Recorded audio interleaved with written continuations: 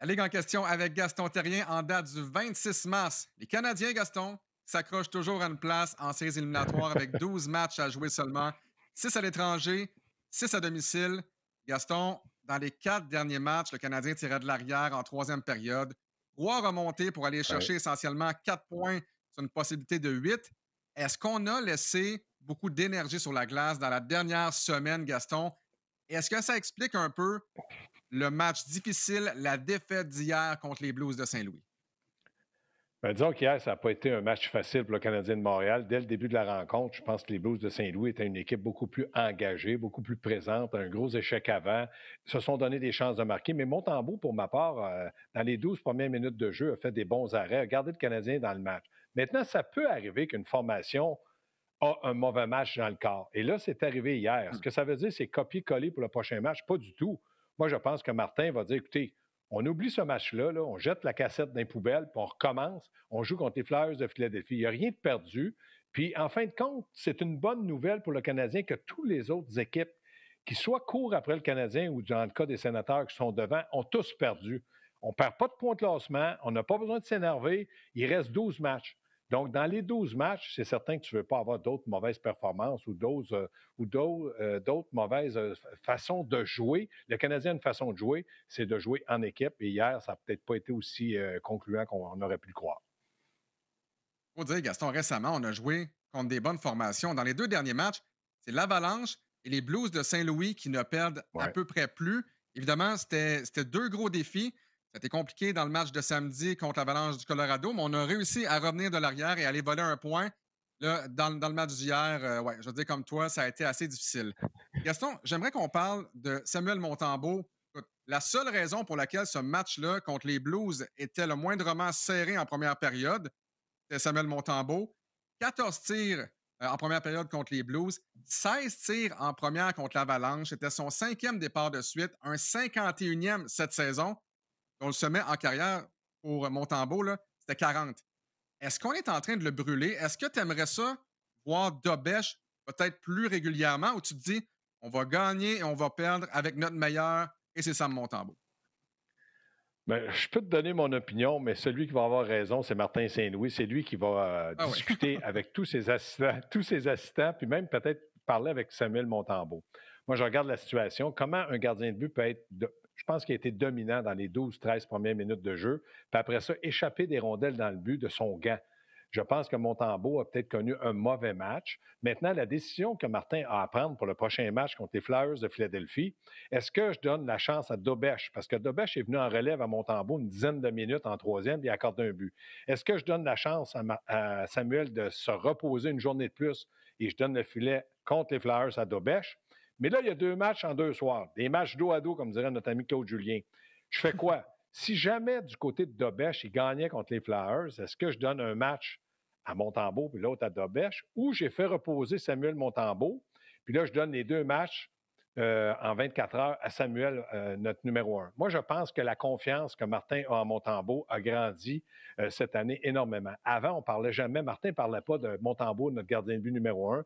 Il disait, Montembeault a tout approuvé dans la Ligue nationale, mais il joue très bien. Là, tu vois qu'il a confiance en lui. Moi, je ne suis pas là pour prendre des décisions à place de Martin, mais il y a une réflexion à faire. Est-ce que c'est important que je lui donne du repos pour dans le dernier segment de la saison qu'il puisse être capable de nous donner de grandes performances? Parce que dans les 4 derniers matchs qu'il a joués, il n'a peut-être pas été à la hauteur des attentes qu'on connaît de lui. Et ça, ce n'est pas de sa faute à lui, c'est qu'à un moment donné, trop, c'est trop. Comme passé, c'est passé. Quand tu ne donnes pas assez de matchs, un gars comme Dobèche, ça fait longtemps qu'il n'a pas joué. Mais la décision va revenir à Martin, mais il va discuter avec les assistants coachs. Ça, je suis persuadé de ça. Martin Saint-Louis a dit après le match, on doit aider Samuel Montembeault, notamment devant le filet. Combien de fois Montembeault ne voit pas la rondelle parce qu'il y a beaucoup de Oui. circulation devant lui? C'est sûr qu'il y a des buts qu'il aimerait revoir, comme tu l'as dit, dans les 4 derniers matchs. Puis tu parles des 4 derniers matchs. Ce matin, j'ai demandé à nos amis de Sport Logique de nous sortir les buts sauvés par Montembeault à ses 4 derniers départs. Plus c'est haut, ben, plus un gardien sauve des buts, justement. Et dans le cas de Montembeault, dans les 4 derniers matchs, c'est dans le négatif. Montembeault qui a coûté des buts aux Canadiens. Contre Saint-Louis, c'est Mm. 1,71. Contre le Colorado, 1,07. Contre les Islanders, 1,74. Et contre Ottawa, c'est 1 également. Donc, il a peut-être coûté à peu près 5 buts et demi à son équipe. Mais comme je le dis depuis tantôt, on n'aide pas Montembeault et c'est un barrage de lancer hier contre les Blues en première, contre l'Avalanche. Honnêtement, si les Canadiens sont dans une position de se battre pour une place en série, c'est notamment grâce à Samuel Montembeault. Oui, Oui, Gaston? moi, je pense que. Oui, Alex, moi, je pense que Montembeault a fait le travail. Mais moi, hier, je regarde la façon que le Canadien a joué en avantage numérique, 0 en 2, puis a encore un but en désavantage. Donc, les unités spéciales ont perdu le match 1-0. Ouais. Ouais. Ah ouais, effectivement. Puis, j'aimerais qu'on parle aussi, je parle de Samuel Montembeault, mais de la défense des Canadiens de Montréal. Avec Caden Goulet qui est de retour à l'entraînement, on peut se poser la question qui va sortir quand Caden Goulet va revenir? Et honnêtement, hey, est-ce que c'est un luxe, ça, Gaston, de se dire qui va devoir sortir quand un bon jeune défenseur comme Goulet qui va revenir? Est-ce que c'est David Savard? Est-ce que, hey, on se pose la question, est-ce que Jaden Struble peut être celui qui va partir ou qui va rester? Si tu m'avais dit ça en début d'année, je t'aurais pas cru, mais Struble joue vraiment bien. Est-ce que c'est Arbor Jackay? Pour toi, d'une part, qui est celui qui risque de céder sa place, Gaston? Mais premièrement, Alex, tu sais très bien que dans n'importe quel sport, quand un joueur clé de ton équipe est blessé, exemple, quand McKinnon s'est blessé, quand McDavid s'est blessé, quand il revient, il retrouve sa place. C'est des gars de premier trio, il retrouve le premier trio. Si un gars comme Hanneman se blesse, on va peut-être lui avoir donné le troisième trio. Puis là, quand il va revenir, on va lui dire fais quelques matchs ou quelques présences sur le quatrième trio, tu retrouveras ta place. Dans le cas de Goulet, c'est un gars qui doit jouer dans les 4 premiers défenseurs du Canadien. Est-ce que si jamais Goulet revient dans le voyage ou tout de suite après le voyage, Martin Saint-Louis va lui dire tu retournes jouer avec Lane Hudson, tu avais été un bon duo, qu'est-ce qu'on va avec Struble? Et là, ça pousse les autres vers le bas. Mais il ne jouera pas à 7 défenseurs, il va jouer à 6 défenseurs. Puis comme tu l'as dit, moi, dans mon livre à moi, Struble joue du très, très bon hockey. David Savard, on connaît son leadership, le nombre d'arrêts qu'il fait pendant un match, il en fait autant que le gardien de but.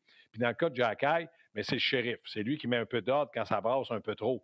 Donc, la décision de Martin ne sera pas facile. Mais si Goulet a le feu vert du côté des médecins, puis que le Canadien de Montréal ne gagne pas dans les 2 premiers matchs au moins un match, je pense que Martin Saint-Louis va penser sérieusement à réintégrer Goulet. Mais la question à 100 000 qui sort? Oui. Est-ce que tu sors David Savard? Mais là, si tu sors David Savard, il te reste Carrier comme défenseur droitier. Là, c'est quoi? Tu joues à 5 gauchers, un droitier.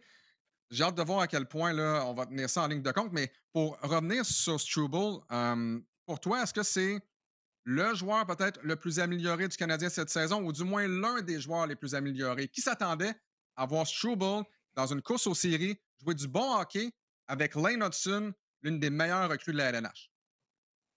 Mais moi, je pense que dans le cas de Struble, c'est une question de confiance. Il a pris confiance en ses moyens. Je pense que Stéphane Robida fait un travail exceptionnel avec les défenseurs. Martin Saint-Louis aime discuter avec les joueurs.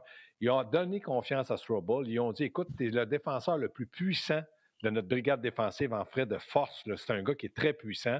C'est un gars qui doit jouer défensivement. C'est un gars qui doit gagner ses bagarres 9 fois sur 10 parce qu'il est fort. Puis l'autre chose, c'est qu'on lui a demandé de faire des sorties de zone rapides et précises. Quand il rentre dans son rôle que Martin et Stéphane Robida lui donnent, il joue 20-21 minutes par match. Puis avec Hudson, il dit à Hudson, écoute, si jamais le vent te pousse dans le dos pour faire une attaque, vas-y, je vais rester comme défenseur. Et c'est exactement ce qu'il fait. Mais Hudson est rapide et très intelligent dans un repli défensif. Donc, quand je regarde ces deux-là ensemble, je me dis, c'est un bon duo. Mais il ne faut pas oublier que quand Goulet était là, Goulet était très bon avec Hudson aussi. Donc, moi, je pense que du côté de Martin Saint-Louis, ce serait mieux de sortir un gaucher pour garder, comme tu l'as dit, 2 droitiers. Parce que même Goulet à droite est bon, mais est moins efficace que s'il joue à gauche. Donc, moi, j'aimerais mieux avoir Carrier, j'aimerais mieux avoir Savard, puis un gaucher à droite, au lieu d'en avoir 2 gauchers à droite. Mais ça, encore une fois, seul Dieu le sait, puis Martin va nous dire la réponse très bientôt. Je peux te dire, Gaston, le vent souffle souvent et très fort dans le dos de Lane Hudson, qui n'hésite jamais à se porter à l'attaque, mais ça marche tellement souvent. Il fait du bon travail, Lane Oui. Hudson. On aura la chance d'en reparler dans une autre capsule. Gaston, les Canadiens qui ont joué 3 matchs à domicile depuis le 15 mars, contre les Panthers, les Sénateurs, l'Avalanche, 3 matchs avec des implications évidemment importantes pour les séries, pour le Canadien de Montréal. On sentait que c'était des matchs de séries éliminatoires, que vous soyez à la maison, on l'entend l'ambiance au Centre Bell. Si vous avez la Oui. chance d'aller au Centre Bell, good for you. Honnêtement, c'est une ambiance des séries éliminatoires. Puis je suis convaincu que ça a un effet sur les joueurs. Est-ce que le Centre Bell est redevenu l'amphithéâtre peut-être le plus intimidant de la LNH? Puis je dis ça parce que on sait qu'à Montréal, on a de bons partisans, la foule est bruyante, mais quand tu as une équipe de bas de classement, l'équipe n'est pas intimidante, la foule non plus, parce que tu te dis, tu vas au Centre Bell, Mm. et pas que ça va être facile, mais tu te dis, ben, c'est le Canadien qui est au bas de classement, peut-être que ça va être plus facile. Là, le Canadien se bat pour une place en série et on retrouve la frénésie, l'effervescence des partisans au Centre Bell. Je te repose la question, est-ce que c'est l'amphithéâtre le plus intimidant de la Ligue nationale de hockey? Ben, en tout cas, si ça ne l'est pas, donnez-moi-en un, puis amenez-moi le son, parce que je veux savoir si vraiment ils sont plus intimidants qu'à Montréal. Mais à Montréal, les gens, là, l'équipe de hockey professionnelle dans la ville de Montréal, c'est le Canadien. On a les Alouettes, on a le soccer, mais je pense que le Canadien de Montréal est numéro un dans le cœur des partisans. Quand je regarde ça, c'est intimidant pour les joueurs de l'équipe adverse. Un joueur recru qui arrive à 19, 20 ans, puis qui s'assit sur le banc du club visiteur, puis il entend cette foule-là crier puis supporter son équipe. Il y a certains qui doivent dire à l'entraîneur, est-ce que tu penses que des gens vont sauter sa glace parce que là, ça semble vraiment parti pour qu'il y ait du bruit? C'est intimidant, oui, mais du côté du Canadien, il ne faut pas oublier que depuis qu'ils sont revenus du tournoi des 4 nations, c'est une équipe qui compétitionne, c'est une équipe qui travaille, c'est une équipe qui est engagée, elle est résiliente, et ça, les partisans adorent ça. Pourquoi Brendan Gallagher n'a jamais été critiqué à Montréal? Parce qu'ils savent qu'il joue avec son cœur. Là, il y en a 20 qui se présentent à tous les matchs et les partisans apprécient ça. Puis il y a des jeunes qui grandissent là-dedans, qui ont du talent, Slavkovski, Caulfield, Lane Hudson, qui vont devenir des super vedettes et les gens sont très fiers de ça. Gaston, on va regarder le classement ensemble si tu veux bien. En date d'aujourd'hui, Ouais. les Islanders, les Rangers sont tout près du Canadien à 1 point. Les Rangers qui ont joué 2 matchs de plus. Les Blue Jackets sont à 2 points. Les Red Wings sont à 3 points. Quelle est l'équipe, peut-être, s'il y en a une, peut-être qu'il n'y en a pas, mais quelle est l'équipe qui te fait peut-être le plus peur par rapport aux Canadiens? Quelle équipe, peut-être, selon toi, est en mesure de rattraper les Canadiens de Montréal? Mais je ne sais pas s'il y a une équipe qui peut les rattraper parce que je répéterai toujours ce que j'ai dit. Moi, je pense qu'un Canadien va se qualifier au moins 8e. S'ils sont 7e, tant mieux. Mais moi, quand je regarde la façon que les Islanders de New York se comportent, avec le nombre de joueurs qu'ils ont, là, on ne peut pas dire qu'il n'y a aucun joueur là-dedans qui est une super vedette, mais c'est des joueurs qui travaillent. Puis derrière le banc, ils ont un entraîneur qui est enragé, qui veut gagner, qui les motive, qui les pousse à performer. Les Islanders de New York m'impressionnent énormément. Par contre, les Rangers de New York me déçoivent énormément. Hier, j'ai regardé le match des Rangers à Los Angeles. Eux, avant d'aller sur la glace, savaient que le Canadien avait perdu. Je n'ai pas eu l'impression que cette équipe-là a dit « Wow, là, il faut prendre les 2 points puis on va tomber pas simplement dans le mix, mais dans les séries éliminatoires, on passe le Canadien. » Perdu 3. Vous allez me dire « Oui, mais ils ont peut-être bien joué. » Ils ont peut-être bien joué, mais les Rangers de New York, c'est pour moi l'équipe la plus décevante que j'ai vue cette année parce qu'ils ont le potentiel, ils ont le gardien de but, puis ils arrivent absolument à rien. Ils sont moins engagés qu'une équipe comme le Canadien qui a moins de vétérans à pleine maturité pour gagner une Coupe Stanley. Ouais. Et on s'en souvient dans le match entre le Canadien et les Islanders, c'est deux équipes qui se ressemblent quand même beaucoup. Sorokin a un excellent gardien. Samuel Montembeault connaissait du succès Oui. après le tournoi des 4 nations. C'est pas l'équipe la plus talentueuse, les Islanders, mais c'est une équipe vraiment de travaillants. Et comme je le dis, on l'a vu dans le match contre le Canadien de Montréal. Gaston, la prochaine fois qu'on se parle, c'est au mois d'avril, au retour justement de ce voyage du Canadien de Montréal. Bien hâte de voir où la troupe de Martin Saint-Louis va être après ce voyage-là. Qui dit le mois d'avril, dit les séries éliminatoires. Ça sent bien, Gaston. On se croise les doigts pour que les Canadiens fassent partie de la danse printanière. Moi, là, c'est ce que j'ai en commun avec Martin Saint-Louis. J'aime Donc, travailler quoi? avec des bonnes personnes. Ah, j'adore ça, Gaston. Travailler avec des bonnes personnes. À bientôt. Salut, mon Alex. Salut.